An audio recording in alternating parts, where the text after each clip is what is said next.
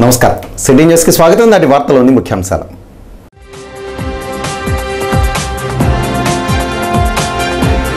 విద్యుత్ సమస్యలు పరిష్కరించాలని కోరుతూ టీడీపీ ఆధ్వర్యంలో రెండో రోజు కొనసాగిన నిరసన దీక్షలు, పలువురు సంఘీభావం.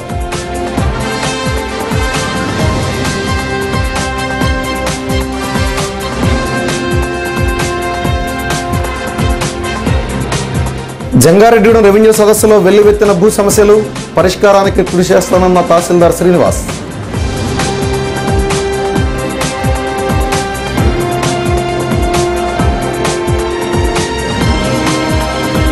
జంగారెడ్డిగూడెం మండలం పంగిడిగూడెంలో త్రాగునీటి సమస్య పరిష్కరించాలంటూ ఓ యువకుడి ఆమరణ నిరాహార దీక్ష.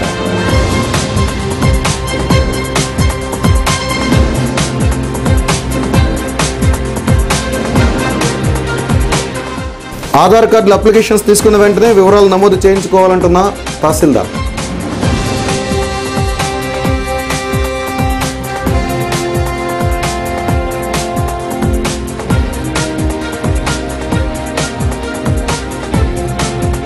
శ్రీనివాసపురం ట్రాక్టర్ ప్రమాద బాధితులకు సరైన వైద్యం అందటం లేదంటూ ఏరియా ఆసుపత్రి ముందు బైఠాయించిన బాధితుల బంధువులు.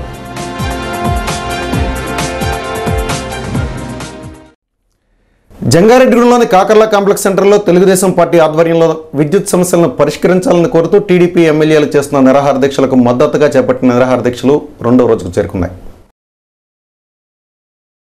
రెండవ రోజు ఆ పార్టీ నాయకులు కోనేటి చంటి, నందమూరి వీరబాబు, ఆరోగుళ్లు బజారు, కొత్తపల్లి వీర వెంకటేశ్వరరావు నిరాహార దీక్షల్లో కూర్చున్నారు.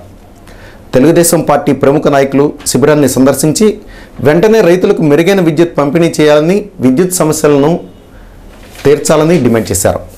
ఈ కార్యక్రమానికి ప్రజలు పెద్ద సంఖ్యలో మద్దతు పలికారు. ఈ సందర్భంగా నాయకులు సిటీ న్యూస్తో మాట్లాడారు.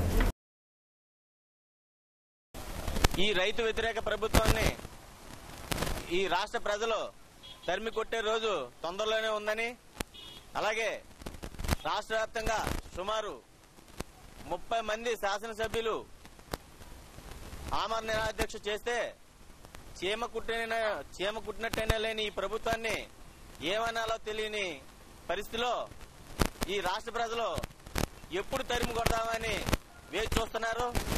అలాగే చదువుకున్న పిల్లలు తెల్లవారుజామున కూడా కనికరం లేకుండా కరెంట్ కట్ చేస్తూ చదువుకున్న పిల్లల జీవితాలతో ఈ రాష్ట్ర ప్రభుత్వం ఆటలాడుతుంది. మరి ఈరోజు ఈ రాష్ట్రంలో పరిపాలిస్తున్నటువంటి ఈ కాంగ్రెస్ ప్రభుత్వం, కేంద్రంలో పరిపాలిస్తున్నటువంటి కాంగ్రెస్ ప్రభుత్వం కానీ మరి రాష్ట్రంలో ఎన్నడూ లేనటువంటి విధంగా విద్యుత్ ఛార్జీలు పెంచడమే కాకుండా మరి ఈరోజు కనీసం గ్రామీణ ప్రాంతంలో అయితే 3 గంటలకు కూడా విద్యుత్ ఇవ్వలేనటువంటి ఒక దౌర్భాగ్యమైన పరిస్థితిలో ఈరోజు ప్రభుత్వం ఉంది. మరి ఈరోజు రాష్ట్రంలో వామపక్షాల ఆధ్వర్యంలో కానీ అలాగే తెలుగుదేశం పార్టీ ఆధ్వర్యంలో కానీ పెద్ద ఎత్తున ఈరోజు విద్యుత్ ఉద్యమాన్ని ప్రారంభించడం జరిగింది. ప్రజలు పెద్ద ఎత్తున ఈదిన పడి మరి ప్రభుత్వానికి వ్యతిరేకంగా పోరాడుతున్నటువంటి పరిస్థితి ఏర్పడింది. మరి ఈరోజు ఈ జంగారెడ్డిగూడెం పట్టణంలో నిన్నటి నుంచి తెలుగుదేశం పార్టీ ఆధ్వర్యంలో జరుగుతున్న విద్యుత్తు మరి రిలే నిరాహార దీక్షలో నేను ఇప్పుడే రావడం జరిగింది. మరి ఈ యొక్క ఉద్యమాన్ని పార్టీలకు అతీతంగా ఈ సమాజంలో ఉండే జీవించేటువంటి ప్రజానికం అంతా కూడా ముత్తకంఠంతో ముందుకు తీసుకెళ్లాలనేటువంటి పరిస్థితి ఏర్పడింది. మరి ఈరోజు రాష్ట్రంలో రైతాంగం తీవ్ర ఇబ్బందులు ఎదుర్కొంటూ ఉన్నారు. మరొక పక్క పరీక్షలు జరుగుతున్నప్పటికీ కూడా ఈ ప్రభుత్వం కనీసం విద్యార్థులకి భంగం కల్పించే విధంగా కనీసం విద్యుత్ ఏర్పాటు చేయలేనటువంటి ఒక దౌర్భాగ్యమైన పరిస్థితిలో ఉంది. మరి ఈరోజు మొత్తం కార్మికులంతా కూడా ఈదిన పడేటువంటి పరిస్థితి ఏర్పడింది. మరి చిన్న పరిశ్రమలన్నీ మూతపడే పరిస్థితి వచ్చింది. మరి చేతివృత్తిదారులందరూ కూడా విద్యుత్ లేని కారణంగా కనీసమైనటువంటి దౌర్భాగ్యమైన పరిస్థితి ఏర్పడింది. కనీసం ప్రజానికానికి కార్మికులు ఎవరైతే ఉన్నారో వీరందరికీ కూడా ఈ విద్యుత్ లేని కారణంగా 5 ఏళ్ళు కూడా నోట్లోకి వెళ్ళేటువంటి పరిస్థితి లేదు. కాబట్టి ఈ యొక్క ప్రభుత్వ వ్యతిరేక విధానాలని విడనాడే వరకు కూడా వామపక్షాల ఆధ్వర్యంలో కానీ అలాగే మిత్రపక్షాలైనటువంటి తెలుగుదేశం కానీ అందరూ కలిసి మరి ఉమ్మడిగా ఈ కార్యక్రమాన్ని ముందుకు తీసుకెళ్లి ఈ ప్రభుత్వాన్ని గద్దె దించి ప్రజానికి రక్షణ కల్పించవలసిందిగా మేమంతా వేడుకుంటాం. జంగారెడ్డిగూడెంలోని రామచంద్రపురం రామాలయం వద్ద శనివారం రెవెన్యూ సదస్సులు నిర్వహించారు. జంగారెడ్డిగూడెం తహసీల్దార్ మరడాని శ్రీనివాస్ అధ్యక్షతన జరిగిన ఈ కార్యక్రమంలో ప్రజలు అనేక సమస్యలను అధికారుల దృష్టికి తీసుకొచ్చారు.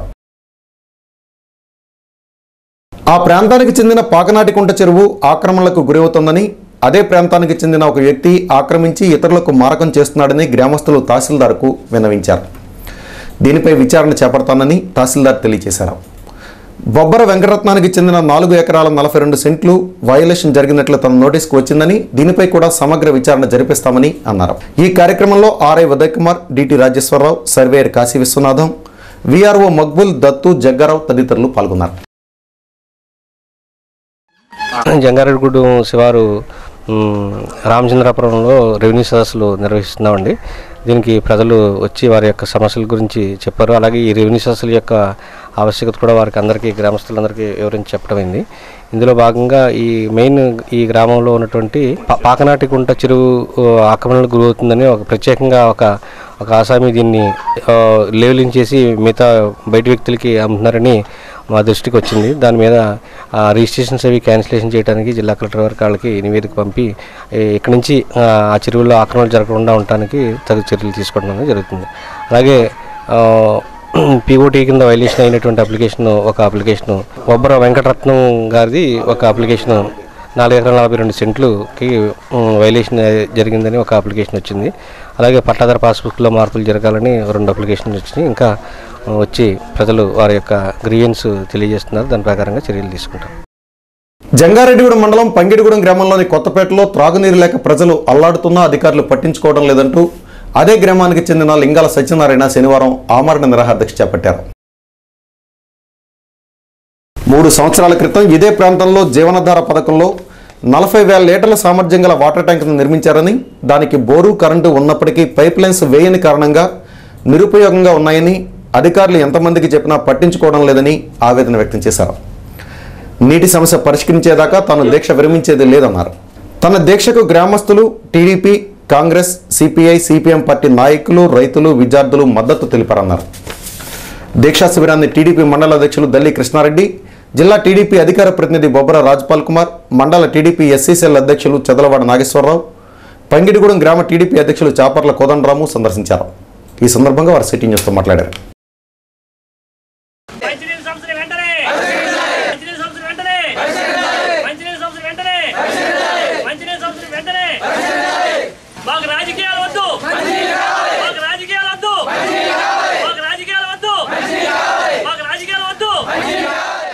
మాది జంగారెడ్డిగూడెం మండలం పంగిగూడెం అండి. నా పేరు లింగాల సత్యనారాయణ అండి. మా ఊళ్ళో అంబేద్కర్ జీవనధారలో 13 లక్షల ట్యాంక్ కట్టారండి. 3 సంవత్సరాలు అయిందండి. దాన్ని ఇప్పటి వరకు నీరు ఎక్కించడం కానీ ఏమీ లేదు. అన్ని బోర్ ఉంది, అన్నీ ఉండేది. నీరు కూడా ఇప్పుడు ఎక్కించలేదండి. ఆ ట్యాంక్ నిరుపయోగంగా ఉందండి. మరియు ఎమ్మెల్యే గారి నిధుల నుంచి ఓ బోర్ ఇచ్చారండి. ఆ బోర్ 5 సంవత్సరం అయిపోతుందండి. దానికి ఇప్పుడు కరెంటు అన్నీ ఉన్నాయండి. మోటార్ పెట్టలేదండి, పైప్ లైన్ వేయలేదండి.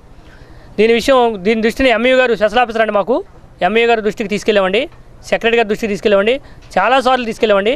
దీని విషయంలో మాకు స్పందించలేదండి. సార్, మాకు మీ ద్వారా న్యాయం చేయవలసిందిగా కోరుతున్నామండి. ఈ పరిష్కారం వెంటనే చేసే వరకు ఈ అమర నిరాహార దీక్ష కొనసాగుతూ ఉంటుంది. నా ప్రాణాలు పోయినా కానీ ఫలంగా పెట్టి ఈ ట్యాంక్ వాటర్ ఎక్కించి ప్రజలందరికీ నీరు అందించే వరకు నేను పోరాడతాను. ఈ అమర నిరాహార దీక్ష కొనసాగిస్తానని సిటీ కేబుల్ ద్వారా మీకు ప్రజలందరికీ తెలియజేస్తున్నాను.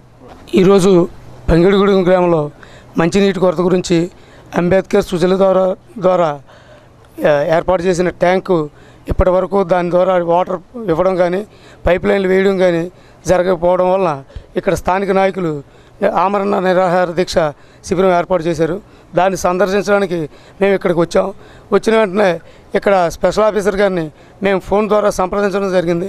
వీరు ఇక్కడ నాయకులు ఆయనతో రాత్రి మాట్లాడిన మీదట ఈ పూట ఏదో ముక్కుబడిగా ఇక్కడ కొలతల కోసమని వర్కర్స్ని పంపించి పైపులు ఈరోజు వస్తాయని రేపు పని మొదలెడతామని వారు చెప్పడం జరిగింది.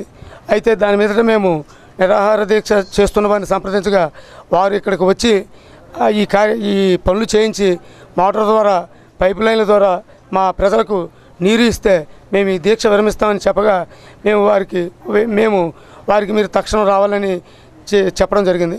కాబట్టి అధికారులు దీనికి సంబంధించిన స్పెషల్ ఆఫీసర్ ఎంఈఓ గారు తక్షణమే స్పందించి ఎండిఓ గారి ద్వారా ఆర్డబ్ల్యూఎస్ వారి ద్వారా ఈ ట్యాంకును వాటర్ వచ్చే విధంగా ఇక్కడ ప్రజలకు ఈ వేసవికాలంలో దాహార్తి తీరే విధంగా కృషి చేస్తారని వెంటనే స్పందించి ఈ ఆమరణ నిరాహార దీక్షను విరమింపజేస్తారని వారికి మేము విన్నవించుకుంటున్నాం. నీళ్ళు రావట్లేదండి, ఎన్నిసార్లు అడిగినా సరే ఇదిగో ఇస్తాం ఇదిగో ఇస్తాం అంటున్నారండి.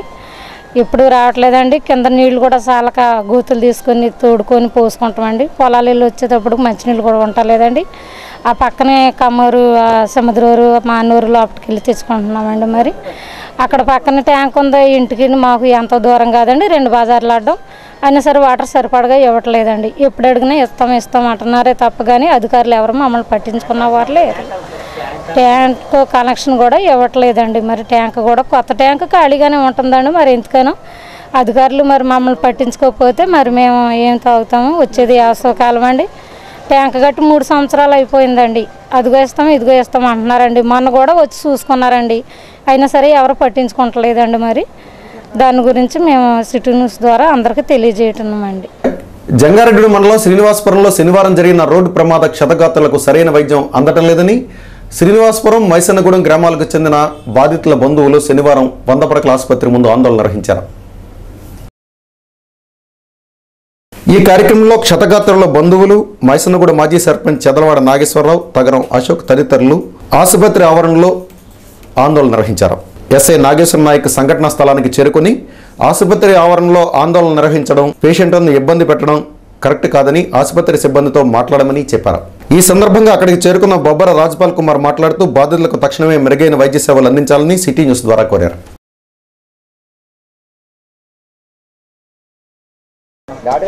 శ్రీనివాసపురంలో నిన్న జరిగినటువంటి ట్రాక్టర్ యాక్సిడెంట్ సంబంధించిన సీరియస్గా ఎవరైతే ఉన్నారో ఆ పేషెంట్ల విషయంలో హాస్పిటల్ సిబ్బంది కానీ లేకపోతే రూలింగ్ పార్టీ వారు కానీ తక్షణ చర్యలు తీసుకోవాల్సిందిగా రిక్వెస్ట్ చేస్తూ ఉన్నాం. నిన్న ఇన్సిడెంట్ జరిగినప్పుడు ప్రజలందరూ వచ్చారు, రూలింగ్ పార్టీ లీడర్స్ వచ్చారు, ప్రతి వాళ్ళు స్పందించారు. అక్కడ హెడ్ ఇంజూరీ అయినాయి, కాళ్ళు బోన్ ఫ్రాక్చర్ అయింది, ఏ విషయమైనా మేము చూసుకుంటామని చెప్పారు. 24 గంటలైంది. అక్కడ ఆపరేషన్ చేయాలంటే మాకు ఆరోగ్యశ్రీ నుంచి పర్మిషన్ రావాలి, అప్పటి వరకు మేము చేయడానికి టెక్నికల్ ఇబ్బంది అని సిబ్బంది చెప్తా ఉన్నారు. కానీ పర్మిషన్ ఎందుకైతే రాలేదో మాకైతే తెలియదు. కానీ అక్కడ స్కానింగ్ చేయాలన్నా, బ్లడ్ ఇవ్వాలన్నా, ఇక్కడ నుంచి టెస్టింగ్ పంపించాలి ఏలూరు, తిరిగి వచ్చిన తర్వాత చేస్తామంటున్నారు. ఇవన్నీ జరగడానికి మినిమం 10 గంటలు పడుతూ ఉంది. దయచేసి రూలింగ్ పార్టీ వారిని మేము విమర్శించడం కాదు, కానీ తెలుగుదేశం పార్టీ తరఫున మిమ్మల్ని రిక్వెస్ట్ చేస్తూ ఉన్నాం. మేము ఎంత జరిగినా న్యాయం జరగదు. రూలింగ్ పార్టీగా మీరు స్పందిస్తే ఇక్కడ పేషెంట్కి న్యాయం జరుగుతూ ఉంది. బ్లడ్ ఇచ్చే విషయంలో కానివ్వండి, ఆరోగ్యశ్రీ నుంచి పర్మిషన్ వచ్చే విషయంలో కానివ్వండి, ఎవరైతే ఇక్కడ ఇంజూరీ అయి ఉన్నారో వాళ్ళందరికీ తక్షణం న్యాయం జరగడానికి మెరుగైన వైద్యం చేస్తామని చెప్పి నేను చెప్పడం జరిగింది. ఎంపీ కావూరు సాంబశివరావు గారు ఫోన్ చేయడం, కలెక్టర్ గారేమో హాస్పిటల్కి సూపరింటెండెంట్ గారు ఇంటిమేషన్ ఇవ్వడం జరిగింది. ఇవాళకే జరిగి 24 గంటలైనా కూడా హాస్పిటల్లో మేజర్ యాక్సిడెంట్, తలకి దెబ్బ తగిలిన, కాళ్ళు ఇరిగిపోయిన వాళ్ళకి కూడా ఎక్స్రే కానీ స్కానింగ్ కానీ ఇంతవరకు కూడా స్పందించి సూపరింటెండెంట్ గారు కానీ హాస్పిటల్ సిబ్బంది కానీ ఇంతవరకు పట్టించుకోలేదు. వాళ్ళ పరిస్థితి కూడా విషమంగా ఉంది. మరి ఈ గవర్నమెంటు 12 మంది యాక్సిడెంట్ అయిపోయి ఆకుకోటి దాటి తిరగబడిపోయిన కూడా మెరుగైన వైద్యం చేయడానికి కూడా దారి లేకుండా ఉంది. 100 పడకల హాస్పిటల్ అన్నారు. మరి 100 పడకలు అయితే ఉన్నాయి తప్ప వాళ్ళకి 100 మందికి సంబంధించి హాస్పిటల్ మీద బెడ్ మీద ఉన్న వాళ్ళకి వైద్యం చేయడానికి కూడా ఏమీ లేవు. స్కానింగ్ లేదు, ఎక్స్రే కూడా లేదు. వేరే హాస్పిటల్కి వెళ్ళమన్నారు. పొద్దున్న 6 బ్లడ్ ఇవ్వడానికి వస్తే వాళ్ళు కూడా 6లో 3 చేస్తాం, 3 బయటకు వెళ్ళమని చెప్పేసానని హాస్పిటల్ డ్యూటీ డాక్టర్ గారు కూడా చెప్పడం జరిగిందంట. అయితే మరి శనివారం జంగారెడ్డిలోని దళితపేటలో రెవెన్యూ సదస్సు జరిగింది. ఈ సదస్సుకు పెద్ద ఎత్తున స్థానికులు హాజరయ్యారు. ఆ ప్రాంతానికి చెందిన అనేక సమస్యలను తహసీల్దార్ శ్రీనివాస్ దృష్టికి తీసుకొచ్చారు. RS నంబర్ 366/2B2లో 8 ఎకరాల 47 సెంట్ల సీలింగ్ భూమి విషయంలో జరిగిన అవకతవకలపై విచారణ జరిపించాలని, దానికి సంబంధించిన సమగ్ర సమాచారాన్ని తెలియజేస్తూ ఆంధ్రప్రదేశ్ రైతు కూలీ సంఘం నాయకులు జొన్నకుటి వెంకటేశ్వరరావు, MCPIU నాయకులు పెనుమచ్చ అప్పలరాజు, బేతాళ శ్రీను తదితరులు మెమోరాండం తహసీల్దార్కు సమర్పించారు. దీనిపై విచారణ జరుపుతామని తహసీల్దార్ హామీ ఇచ్చారు. ఆధార్ కార్డులో అప్లికేషన్స్ తీసుకున్న వారు వెంటనే ఫోటోలు దిగాలని తహసీల్దార్ శ్రీనివాస్ కోరారు. పంచాయతీ ఆఫీసులో ఏర్పాటు చేసిన ఆధార్ సెంటర్లో 3 కంప్యూటర్స్ పనిచేస్తున్నాయని, వెంటనే అందరూ త్వరపడాలని ఆయన అన్నారు. సుమారు ఇంకా 16,000 కార్డుల వరకు బ్యాక్లాగ్ ఉందని అన్నారు. అప్లికేషన్స్ తీసుకున్న వారు ఆ రోజే వివరాలు నమోదు చేయించుకోవాలని ఆయన కోరారు. జంగారెడ్డిగూడెంలో ఆధార్ సెంటర్ పంచాయతీ ఆఫీస్ దగ్గర నిర్వహిస్తున్నామండి. ఇక్కడ 3 సిస్టమ్స్ ఉన్నాయి. 3 సిస్టమ్స్లో కూడా ఎవరైతే మనకి ఆధార్ కార్డులు దిగవలసిన వాళ్ళు అక్కడ తీసుకోవడం జరుగుతుంది. అక్కడ 2 VROలని మానిటర్ చేయడానికి నియమించాం ప్రతిరోజుని. అలాగే ఎవరైతే ఆధార్ కార్డులు తీసుకోవాలో వాళ్ళకి అప్లికేషన్స్ కూడా ప్రతిరోజు ఇవ్వడం జరుగుతుంది.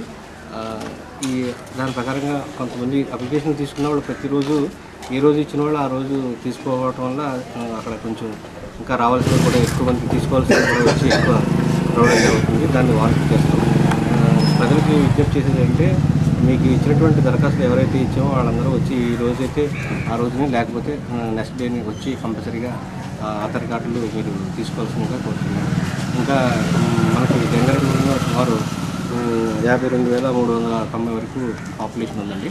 అందులో 16,000 పాపులేషన్ ఆధార్ కార్డులు తీసుకోవాల్సింది. ఇప్పటివరకు ఆ 16,000లో ఒక 1,500 వరకు రికార్డు ఆధార్ కార్డులు తీసుకోవడానికి ప్రజలు వచ్చారు. మిగతా వాళ్ళకి కూడా మేము కాంటాక్ట్ పరంగా చేయడానికి చర్యలు తీసుకుంటాం.